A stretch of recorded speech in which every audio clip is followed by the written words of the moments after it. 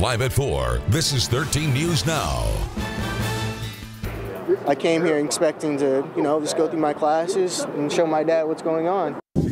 Terrifying moments today for students and parents at Salem High School in Virginia Beach. The school went into lockdown during Parents' Day. Police are now investigating a male student's death after finding his body in a bathroom. 13 News Now reporter Jacqueline Lee is at the high school where she's been all day. And Jacqueline, parents and students really shaken up. Yeah, Jenna and Regina, there was actually a huge line of cars here earlier this morning filled with very anxious parents after they received the news about that lockdown. They just didn't know what was going on. Now, to preface, today was Parents' Day, so there were about 200 parents at the school with their kids. They were there to see what an average day was like for a high school student. But today was anything but average. It all started around 8 o'clock this morning when police got a call that a student was in cardiac arrest. Then the school was put on lockdown. Now, a lot of parents that I spoke with were very nervous about what was going on. They were sitting in the dark. They were in classrooms, very nervous about what was going on. An announcement comes, and the next thing you're thinking, are we going to make it out alive? Are these kids, if someone comes through and they have a gun, how are we going to protect 40 kids? And is this the end? This is how it ends for us. Now, the student who went into cardiac arrest did die. Police say they don't suspect any foul play. They don't think anyone else was involved. But the bigger question here is, why was the school put on lockdown given this individual student's medical emergency? So I spoke with the superintendent of schools earlier today. You could hear all of his answers coming up at 5 o'clock. Live in Virginia Beach, Jacqueline Lee, 13 News Now. Our above normal day is about to get cooler. It's a beautiful day out there right now. But once the sun goes down, all of that will change. Jeff is tracking a cold front. Jeff. Yeah, we're going to have a lot bigger or stronger cold front next week, but this one's definitely going to give us some significant changes as well. There's nothing to track on radar. We've got that front again poised just off to our west a little bit. Temperatures right now are at 63 degrees. You know, we're still out ahead of the front if you pay close attention over the years when we talk about the wind direction. Winds coming in out of the south typically mean that cold front has not arrived yet. Once it has, they'll shift to the north, and they'll literally do a complete 180 later tonight, ushering in not only cooler, but also a little bit drier air as well. And the pressure is falling as that system moves a little bit closer to us. You can see on Skyview, hardly any clouds in the sky. Now, same thing as we look here up in Hampton at our Skyview there. That'll all change, as I said, a little bit later tonight. Notice the mainly clear conditions and the highs, they're way up here at 59 at 5 o'clock, and then they start to get lower and lower. And you can see, in addition to the colder readings, we're also looking at the increase in clouds during the overnight. I don't think there'll be a lot of rain, but I think I'll be tracking later this evening overnight at least a few isolated showers. So have the potential, maybe 20% of us, for a stray shower late tonight. Hopefully it'll be gone by rush hour, and then we'll talk about those chillier temperatures. That's all coming up.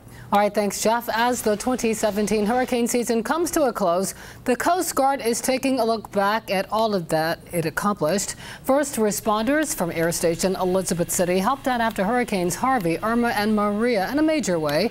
From Texas to Puerto Rico and the Virgin Islands, they completed 38 rescues, transported nearly 1,100 people, and delivered more than 1.2 million pounds of supplies to affected communities. We don't want anybody to get hurt, but if somebody has to get hurt, we're there to help. Coming up on 13 News Now at 5, military reporter Mike Gooding will break down some of the remarkable numbers. Well, this year, Hampton Roads was spared a direct hit by any of those major storms during hurricane season, but some areas were not as lucky. Meteorologist Tim Pandages has more on the massive storms that left a path of destruction. November 30th, we can finally breathe a sigh of relief here at the end of the 2017 Atlantic hurricane season. And boy, was it one for the record books. Top 10 most active, tied ninth, I should say, for the most named storms. 17, tied for 8th. Most hurricanes, we had 10. And it's tied 3rd for most major hurricanes. We had 6. 6 named storms made landfall in the continental U.S. Cindy, Emily, Harvey, Irma, Nate, and Felipe. In terms of economic impact, some early estimates, guys, $206 billion worth of damage. 17 named storms. Most recent, Regina, only made it to a tropical storm, and that was earlier this month. When compared with the NOAA forecast put out earlier this season, and then a quick edit in the middle of the season, 14 and 19 named storms, we had 17. 5 to 9 hurricanes, we ended up with 10. And out of major hurricanes, 2 to 5 forecasted, we ended up with 6. All right, Tim, thank you. Well, Facebook is setting up a $50 million a year Facebook donations fund. It will match giving on its app to causes such as natural disaster relief. The social media giant is expanding charitable giving tools to 13 countries in Europe, Canada, New Zealand, and Australia. Facebook is also giving relief organizations such as the Red Cross access to data on what users need and where they are. The Dow Jones in the past few minutes ended trading on Wall Street up more than 300 points. It is the first time for the Dow to top 24,000 points. It happened right after the start of today's trading, and it hung in there all day. The Dow was up more than 21% over the year, fueled by a global economic recovery. Consumer confidence is at its highest levels of the millennium.